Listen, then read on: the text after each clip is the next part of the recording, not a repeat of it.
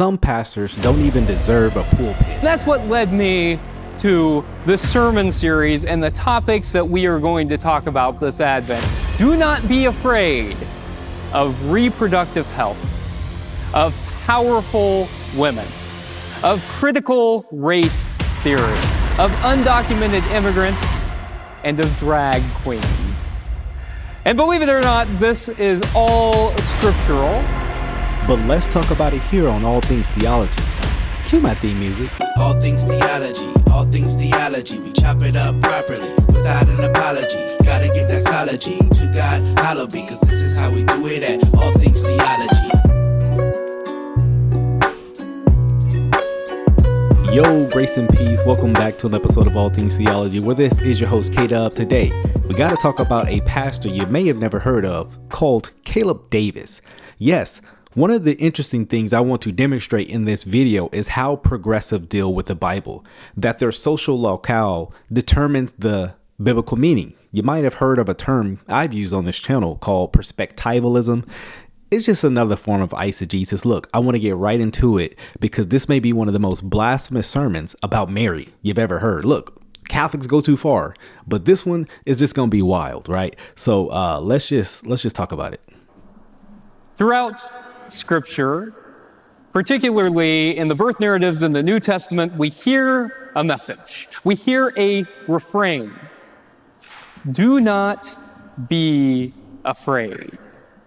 Fear not. And if you pay attention, this message almost always comes when there's plenty of reason to fear. Do not be afraid, we hear. Now, I was thinking about that this Advent because it feels like, with so much going on in our world, violence, hatred, feels like with so much going on in our country, rights being stripped away from people, that there is a lot to be afraid of. Now, when you hear people talking about rights being taken away from people, particularly women, you already know the direction they're going to, unfortunately. But you want to see how this man, this so-called pastor, goes to justify this horrible act. I mean, this is going to be sickening and disturbing, but let's keep watching. And I don't know about you, but I needed to hear the message this Advent, do not be afraid. And as I was thinking about that, I was also wondering, what is it that has gotten us to this point in our nation's history? What is it that people are afraid of? And that's what led me to this sermon series and the topics that we are going to talk about this Advent. Do not be afraid of reproductive health, of powerful women, of critical race theory, of undocumented immigrants, and of drag queens. No. Boy, ain't no way, boy. Boy, ain't no way, boy. How dare you? So this guy wants us to believe when the angel came to Mary and said, do not be afraid, a four-word phrase in the English. What he really was talking about was drag queens, deleting children, and the power of women. And what else did he say? Just this nonsense. Critical race theory. How do you get that? Exegete the passage. Another funny phrase he's about to say. Watch this. And believe it or not, this is all scriptural. And it also fits in very well with our country right now. Do not be afraid. No, it is not scriptural at any point. You can't demonstrate this from scripture. You think he's going to try in this sermon? No, he's not at all. Well, okay, he's going to try, but he's going to fall flat on his face. This is an absurd that he's literally the angel's coming to Mary to talk about the promised seed coming through her line, through her. And he's saying Mary had a choice to do what? Delete the child. So that's why I say abortion is a Christological heresy. It's an attack on the incarnation of Christ itself. That if you can If you can delete any child, then surely that would apply to Christ himself, who came into humanity. But it's absurd to reason that way, right? Well, he's got some more to say about Mary, so let's get into it. She heard that she was going to conceive and bear a child, and that that child would be the Messiah. But more than that her cousin was already pregnant, and that the child that her cousin was carrying was going to be the forebearer of the Messiah. And she receives this news, which could have been fearful, but Mary, this powerful woman, is not afraid. And did you notice what she says to the angel when she gets this news? She says, "Here I am, a servant of God." And then this is the key phrase here. Let it be. Mary gets to choose. How dare you? Now he's explicitly talking about what he means. He's choosing the life of her son, Jesus. That's what he's talking about. So in the phrase "let it be," he's saying she had the choice to do whatever, right? He's going to expand a little bit more and actually give further argumentation. That's what he means. This isn't absurd. The phrase "let it be" is not, you can violate God's law. I mean, she's actually willing. She's saying, let your will be done. It's not about her. This is just wild. Of course she submits to it. There's no question that. I mean, there's only one right answer, right? I mean, let's hear what more he has to say. And Mary chooses to carry the Messiah. Here's a question I would like to ask him, and I already know the answer. What if she would have chose differently? Would that have been wrong? I mean, to literally get rid of the Messiah. I mean, now, of course, I have a high view of the sovereignty of God where I don't believe God would have allowed that to happen, right? So, but obviously we're dealing in the realm of theoretical. Would she have made a good godly decision if she would have done what he said, the opposite way? Of course not. Mary says, "Let it be," in the story, which means that Mary is afforded a choice that so many people in our society today are no longer afforded. The angel didn't say, choose which one you'll do. The amount of changing this story is fascinating, and I don't mean that in a positive manner. It's fascinating how badly he's eisegeting this passage. Again, if he can't handle this basic text correctly, why should we listen to anything he has to say? Because he's going to spout some other verses to try to prove this point.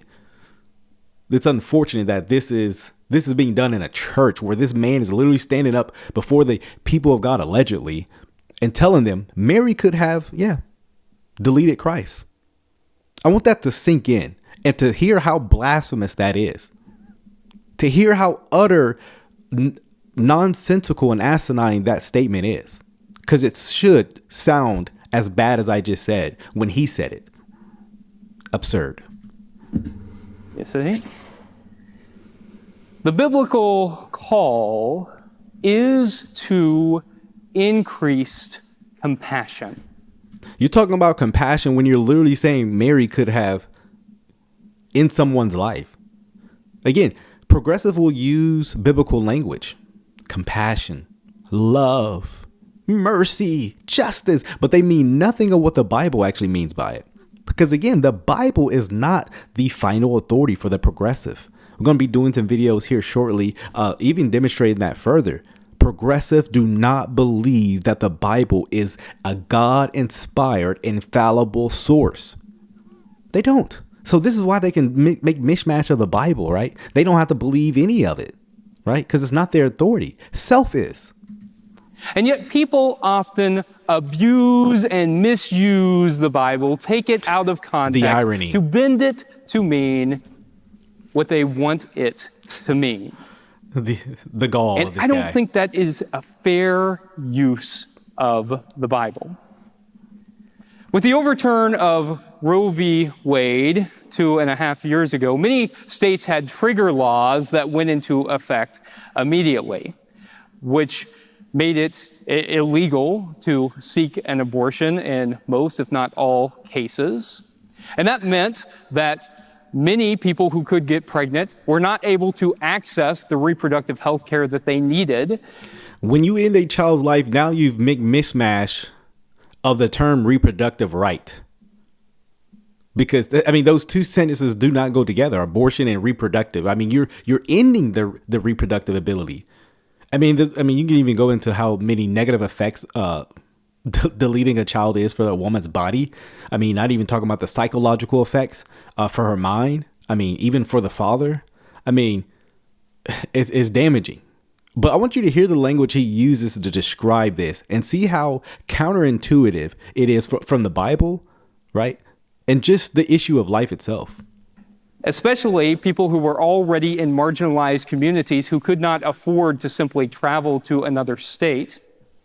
It meant that in some places, that even in cases of rape and incest, that abortion was illegal. But it went beyond that. It's now at the point where contraception... And let me just say this. I don't believe the death penalty for the child should be for, issues of rape and incest. Why punish the child for that? Here's my solution. We need to come together as a society to help this woman care for that child as much as possible. Yeah, it was a terrible thing that happened to her, wicked. And I believe the father should be punished, not given 2 years and a slap on the wrist. No, there should be major consequences for that. But more consequences are given to the child than the father. Like, if anybody's going to be put to death, why not the rapist? Is targeted, and where abortion is illegal even in life-saving circumstances. No, it's not. Stop. And even if the child might be stillborn, for instance. This is just not true.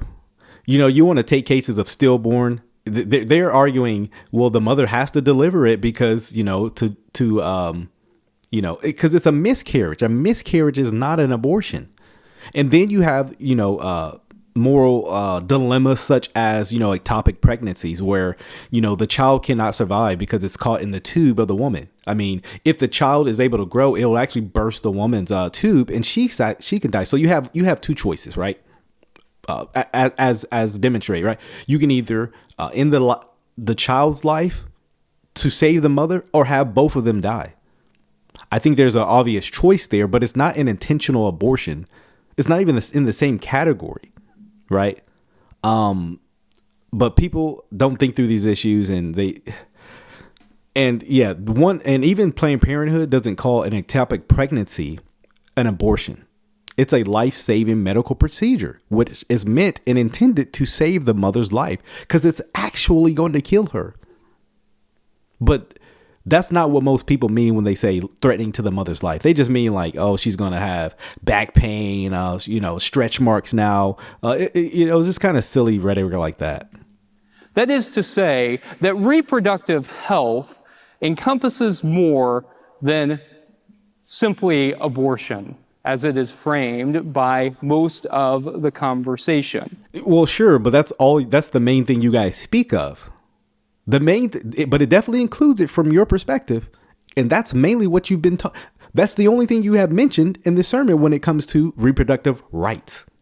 So don't gaslight and try to say, well, we're just trying to frame it negatively. Well, that's usually what y'all mean by reproductive rights, right? It is all encompassing. And by and large, people in the United States want access to reproductive health. Irrelevant. And it's unfortunate that is the case, if that is the case, right? But let's keep going.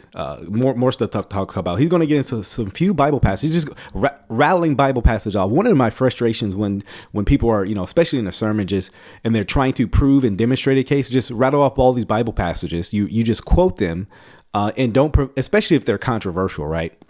And you don't actually demonstrate that the passage is actually speaking about what you're talking about. So let's hear him talk about it. But the thing that is often lost is that whenever we use common sense, whenever we use scientific knowledge, and medical knowledge, and whenever we define life as beginning at viability, for instance, we are more compassionate than the biblical text is because the biblical text was written in an ancient society that understood life differently. Now he's about to really denigrate the Bible and really remember how you said people use the Bible wrongly? Well, watch this. Let me tell you what I mean. If you look to the book of Numbers 5, there is instructions on how to perform an abortion. And no, it's not. No, this passage is not giving you a instructional list to go and commit an abortion. And anybody using this passage to say so really demonstrates their level of inability to think clearly. I mean, if you start at Numbers 5, you start from verse 11 through 31. It really goes over these issues of adultery, right? So first and foremost, what you have is an adulterous case where, fornicative case, right? And you have a man being cheated on, right? He goes to test. Hey, he wants to test this if the woman has been faithful. Now, this is clearly different from Planned Parenthood. Let me just first say that and foremost, right? They're not going to your local priest to see if someone's being faithful or not.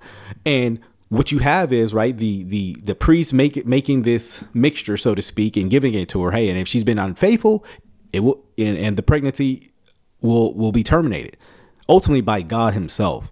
And so that's not what's happening in an abortion, right? That's not what's happening. This case is, and first and foremost, this is a descriptive passage, not a prescriptive passage, right? But you think any of that gets brought out? No, he just sees a baby's life being in it. See, I can do it too, right? Just utter absurd that this is kind of being brought forth. Yeah, I mean, it's just wild, right? Just wild. in fact, in that instance, God orders it. In Exodus 21, there is a quarrel between two people, and a pregnant woman is knocked down and accidentally aborts. So notice he even used the right phrase, accident. It's an accident. So people were getting in a fight, a woman standing by who's pregnant. She gets hit by the fight and falls. Due to her fall, the baby's life is ended by accident, right? Yeah, because of their foolishness and fighting, but it's not an intentional deleting of the child. See, that's what I say. Progressive, some people will use any art as long as they think it's any kind of will convince anybody, they'll use that argument. That is not the same. Again, both of these acts, both of the passages he used is not the willingness of the mother to go and get it. One was the husband brought her, right? Second one was an accident.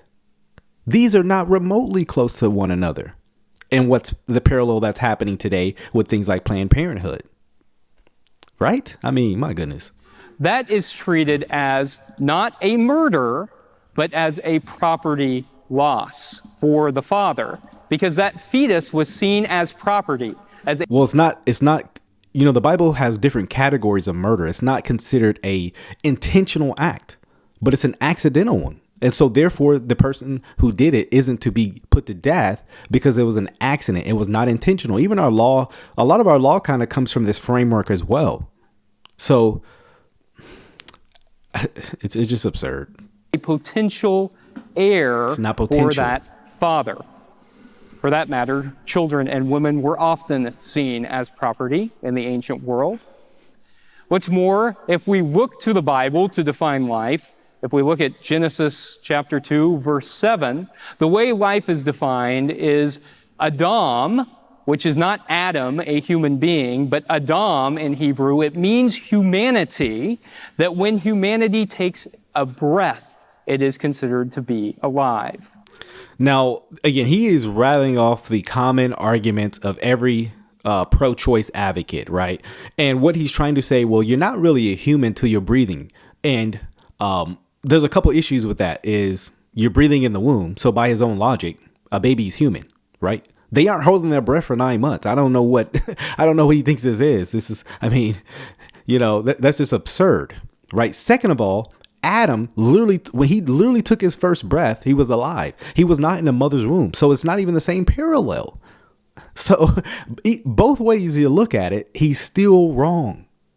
Why would a Christian minister be advocating for this so hard? Because he doesn't believe the text. He doesn't believe the Bible. Literally, thou shalt not murder. That's talking about a human being.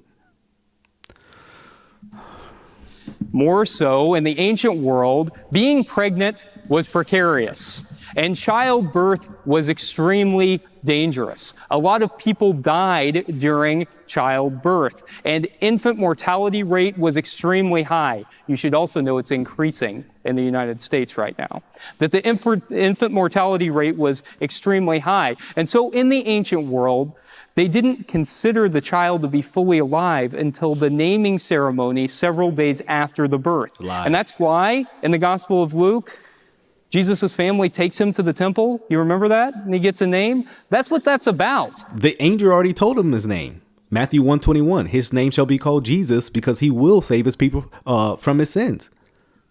What is he talking about? This man is so wrong. It's not even funny. Like, how could you be this wrong? Let me make sure I have that reference right. Matthew 1:21. Yeah, she shall bear a son, and you shall call his name. Speaking of Jesus. Notice the angel doesn't say, hey, you have a choice. Notice he said this, she will bear a son. So much for that, let it be. Yes, she has the choice. You shall call his name Jesus. Guess what? That's before he's alive. I don't know what he's talking about. Jesus' family is taking him to the temple. Now, what you do often do see is generally later in Hebrew tradition, they are given names later in life. It's generally associated with some event like Moses. Name has to do like with water. But that's not, they didn't think they were like not human or something. Like that's just an odd thing to say. To receive his name. This is how the Bible defines life. Yeah. Right. In a way that I think most of us would find abhorrent, right? But you've been wrong. We define life as beginning earlier than ancient societies did because we don't see a child as property. We don't see a fetus as potential property. We see that as life. But we recognize that the compassionate way to view life is a way that is life-giving, right? A lot of people want to cherry pick verses and take them out of context. They'll want to look at things like Psalm 139, you formed me and know me, you knit me together in my mother's womb. Yet if you bother to read the psalm, you see that it's poetic. Psalms by their very nature are poetry. They are songs. It is about intimacy with God. And the psalmist says, you've known me before I was born. You've known me throughout my life. No matter where I go, you know me. Well, the poetic aspect of it is God creating. Obviously, God is not literally knitting somebody together. Yeah, that's the poetic aspect. But the point is, God is intentional even in the womb of the person and bringing them about. Right? So yeah, there is poeticness in it, of course. But it's not a denial that God is intentional in the creation of life, even in the womb. But he misses that and is like, it's just about fellowship and closeness and communion with God. No, it's about God creating life. After I die, you know my spirit, the psalmist is saying. We look at scripture where we see calls on people's life, like the call to Jeremiah. And we see that God calls Jeremiah before he was even born. Same thing happens with John the Baptist later in the Gospel of Luke, that in utero, John the Baptist will jump for joy. It is metaphorical. There are some places in the Bible. No, I don't take that metaphorical. I actually believe he literally leaped for joy. But he just says it. Yeah, just metaphorical. No, babies can leap in the womb, right? Where God places a call on someone's life before they are even conceived. It is metaphorical, you see? And yet, people want to take these verses out of context to fit into their own political agendas. I mean, this man has literally been destroying the Bible and has the nerve to utter that statement. It's amazing. The fact is, the Bible defines life as beginning later than we think about it today. You're wrong. Not earlier. You're wrong. So if there isn't a religious reason for all of this anti-reproductive health rhetoric and action, why on earth are religious groups so concerned about this? Have you ever wondered that? Well, the answer is that they really weren't until 1978. Did you know this?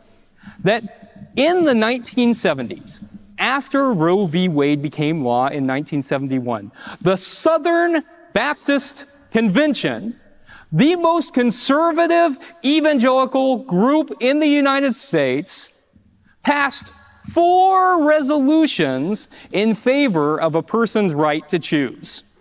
Did you know this? In the 1970s, the Southern Baptist Convention was in favor of a person's right to choose. This guy has no idea what he's talking about. He's trying to argue. I'll just put this. I was going to do another clip, but I mean, there's nothing else to look at. He's trying to, well, evangelicals weren't really worried about abortion till the 1970s. And the idea is trying to say, well, really till then, people weren't really concerned about this issue. Like, I mean, you can do it, whatever. From the earliest conception of the early church, Christians have spoken about this issue. I'll just give one. My friend, just type in abortion early church and you'll see a ton of quotes dealing with this issue. But guess what? People around the world were doing this vile thing. Yes, in the womb, outside the womb. It was a thing that Christians found despicable. Listen to an early source of the Didache, which scholars have estimated that this is probably around the year 70 AD to 100 AD. Put it very, very early in the conception of the Christian church, around the time of the apostles, right? But nevertheless, notice what it says. It says the second commandment of the teaching, you shall not murder, you shall not commit adultery, you shall not seduce boys. You shall not commit fornication. You shall not steal. You shall not practice magic. You shall not use potions. You shall not procure an abortion, nor destroy a newborn child. So notice it's both and. Abortion and the newborn, right? That's in the Didache right there. And so, no, this is an issue that's very clear biblically. Again, the text he brought up has no ground to stand on because he was just misusing these passages. Again, the birth of Jesus, Mary, is not a story about pro-choice. It is about the Son of God becoming man to die on behalf of sinners. And without his life-giving atonement, we all perish. And it's very unfortunate that this progressive pastor does not see that. That's probably because he doesn't believe in the necessity of the atonement. He probably believes that mankind is generally good. And, you know, the death of Christ was not penal substitutionary atonement. I mean, there's probably some other things that are wrong theologically with this pastor, but maybe that's another video for another day. Hope this video, though, was educational. Till the next time, grace and peace. Oh, grace and peace. Thank you for watching another episode of All Things Theology. If you enjoyed what you heard today, go on and give me a like. Subscribe to the channel, hit that notification bell.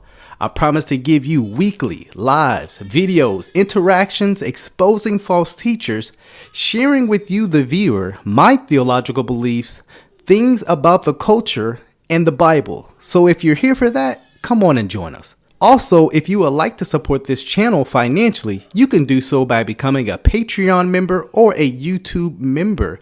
Links are in the description below. You can see content before it drops. You can also have Q&A sessions with also other Patreon members, YouTube members as well. So if you would like that, hit the description link in below.